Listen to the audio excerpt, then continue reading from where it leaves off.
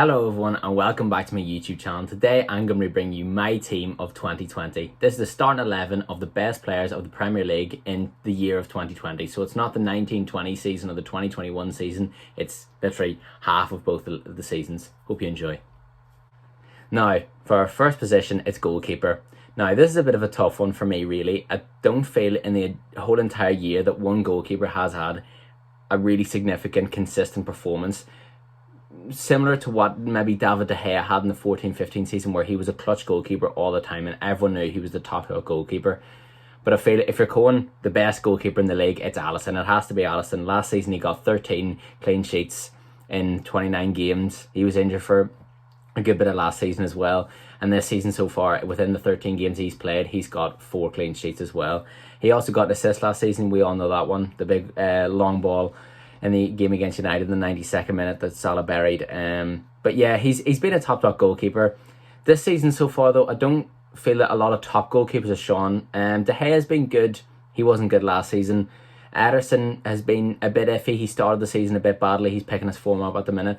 You're talking Martinez from Aston Villa, Gaeta from Crystal Palace, Darlow from Newcastle. You know, he's going to give Dubravka a real shout when he gets back from injury, but they've been top goalkeepers so far this season, so it's difficult to nail down one. But if we're going for the entire of 2020, Alisson has been the top goalkeeper so far.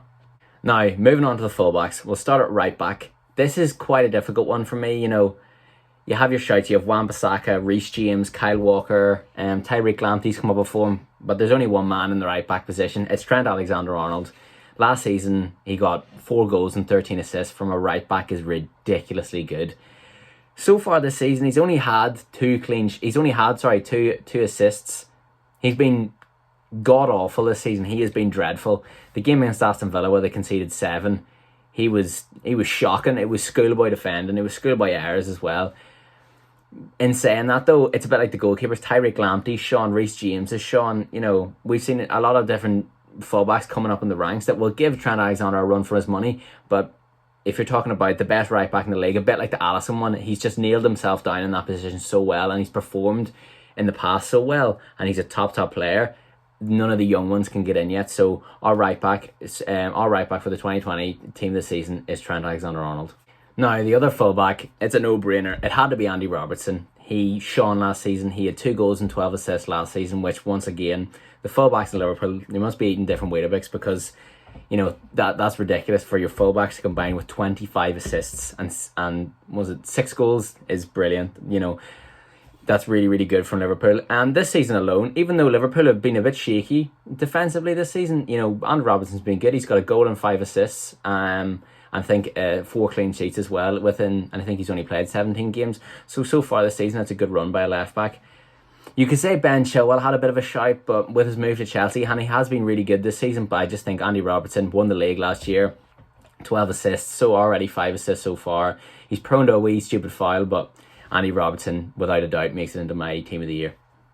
Now, our first centre-back is Virgil van Dijk. It had to be. It was a no-brainer, really. You know, you look at the stats from last season, his 1920 season was absolutely ridiculous. Like 38 games, 5 goals, 15 clean sheets, and 1 assist. Like, that is absolutely ridiculous. 38 games, 33 goals conceded. Like, that's brilliant. And he has been the best centre-back in the world for the last couple of years. It pains me to say it, really, because I'm not a big fan of Liverpool, but he really has. He's been the best centre-back by miles. He had to be in this team.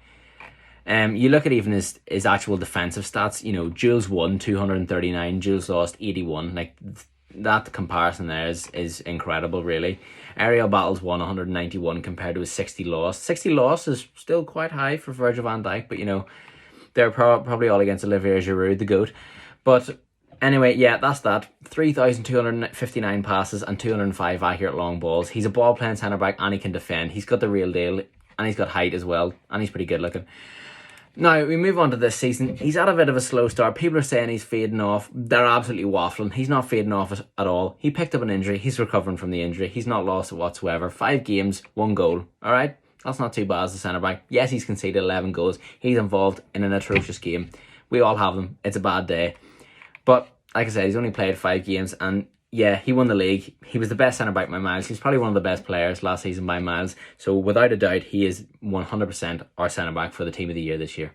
Now, accompanying Virgil van Dijk in the left side of centre-back is Johnny Evans. And I will explain why, because I know you are all going mental at me for saying Johnny Evans. I think I'm biased because I'm Northern Irish, and I'm not. I'll tell you why. I'm comparing him to his Leicester counterpart, Caglar Sonochu, right?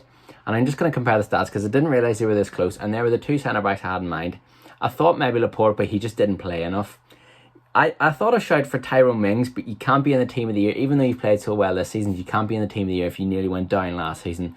So, well, as a defender anyway. So, yeah.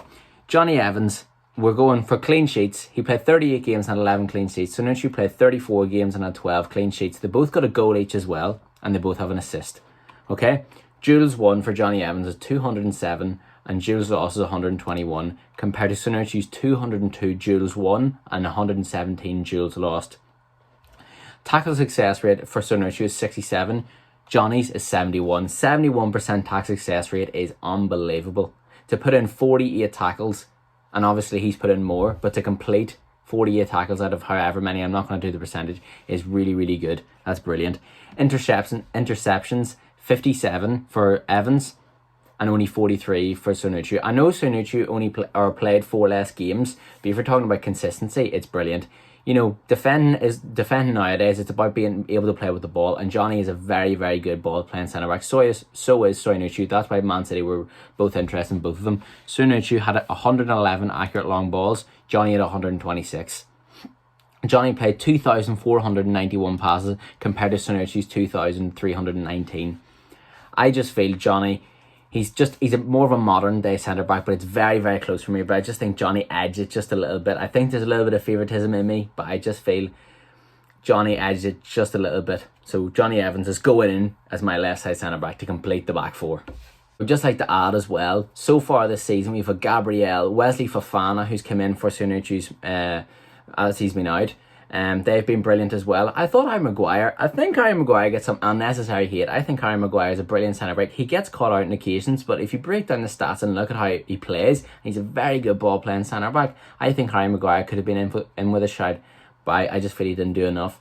But yeah, Gabriel, Fofana, Ruben Diaz from Man City has been incredible so far this season. But like I said, that's only half a season. It's not even half a season. It's 17 games so far within the year. So that just isn't enough to make the team of the year. But I would like to, give them an honourable mention for how well they've played so far this season.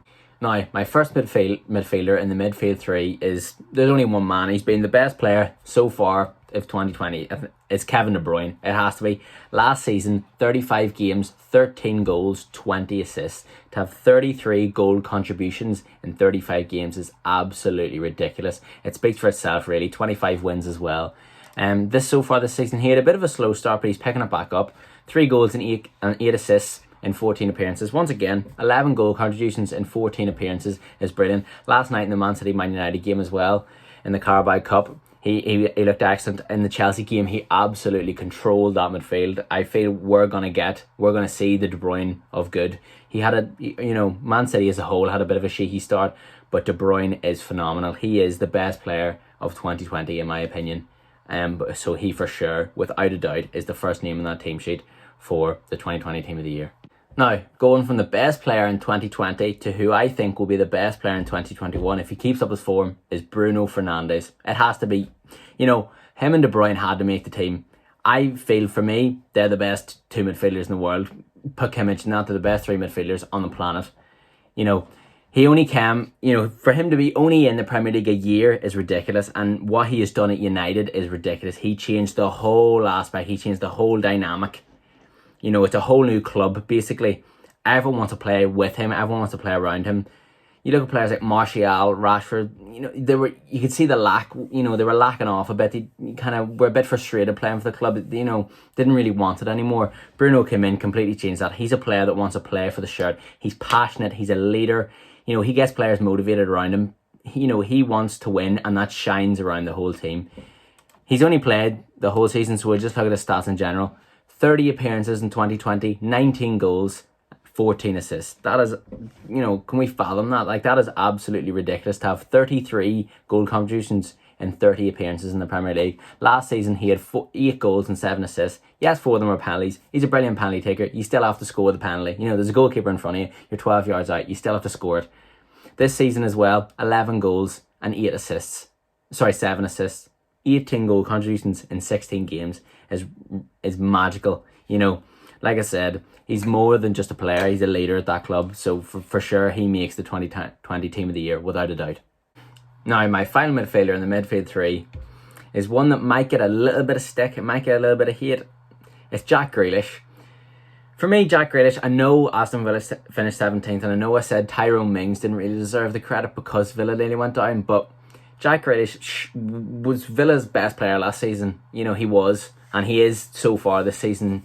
He's levels above Aston Villa, and I know Aston Villa are doing very well, but Aston Villa won't finish within that top 7 bracket. You know, they won't. They might finish in the top 10, which would be brilliant for Villa, but they're not a top 7 team, and I feel Jack Grealish deserves to be playing for a top 6 team. Don't think he should go to United. Don't think he should go to Liverpool. You know, you're looking at a Chelsea. I don't think they'll go for him. You know, I think he'd fit very well into a Chelsea system if Frank Lampard can figure out how to play that midfield.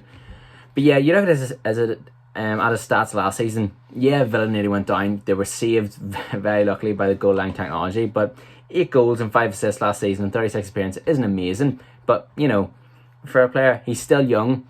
He's still developing. And Villa aren't the greatest team. And he's still got 13 goal contributions, which is good. It's good. So far this season, though, he's been absolutely phenomenal. So far this season, 5 goals, 7 assists and 15 appearances. 12 goal contributions and 15 appearances for Villa is brilliant. In the Premier League for Villa, it's class. You know, he was man of the match in the Liverpool game when they absolutely battered them 6-2 or 7-2, sorry. He's been at the centre of everything. So yeah, for me, Jack Grealish, I think, deserves to go in the team of the year. It might get a little bit of stick. You might say Jordan Henderson deserves it, and I was debating whether to put him or Jordan Henderson in. Can't take out of mind a couple other players. James Rodriguez first, his contribution so far, but he's dipped off a little bit. For me, Jack Grealish definitely deserves to be in that team of the year, and he is my third centre mid. Now, starting off the front three, it's Mohamed Salah on the right. It had to be. This season alone, he's the top goal scorer in the Premier League, and he finished joint second in the top goal scorer last season. This season so far, 16 appearances, 13 goals, 3 assists. So, you know, goal contributions, his goal KD is 1, basically. And that's so far this season. He's only halfway through, and he's getting better. You know, there's talks that he wants to leave Liverpool, but I don't know. I think he's only unhappy, you know, the way Ramos did it the other year, or a couple other players have done. He's only looking for a big bonus contract. He's looking for a big bit of hefty money. I think him and Klopp have a very good relationship. He's a very good relationship with the rest of the players. You know, you see him getting taken off in games, like he only came on against Crystal Palace and then stuck 2 into the top left-hand corner. So yeah, it's difficult to judge, you know, and he's a bit like Ronaldo at United or Ronaldo anywhere. He just wants to play, he wants the goals. He's a selfish player, and it's brilliant. You know, you need one of them in your team, and it shows with the stats. You know, the last 2 seasons alone, he's got 34 goals in his 32 goals in his last 2 seasons, and then he had the 32 goal season the season before that. So he's a selfish player, but he's a brilliant player. Mohamed Salah, he is really, really good, and he shines for Liverpool. He's the master of that front three. They say Roberto Firmino shines it up, but without Salah, I don't know where they'd be, to be honest. So yeah, Mohamed Salah, he makes the right wing spot for the team of the year.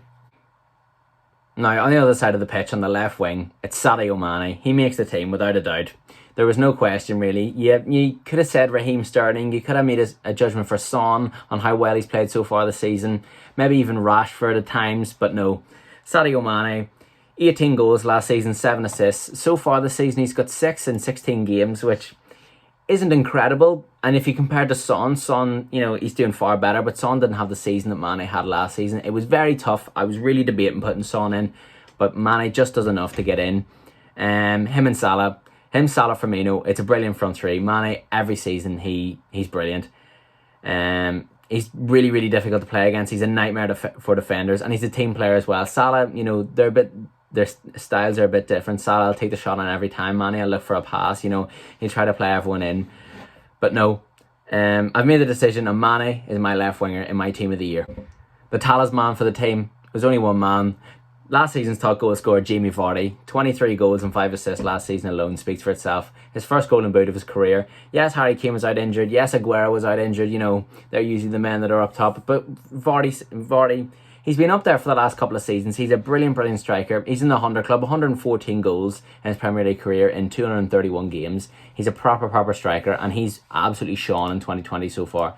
This season, 16 games, 11 goals. He's joint second top goal scorer as well. He's like fine wine. He gets better with age, and for the last couple of seasons, he's been a proper striker.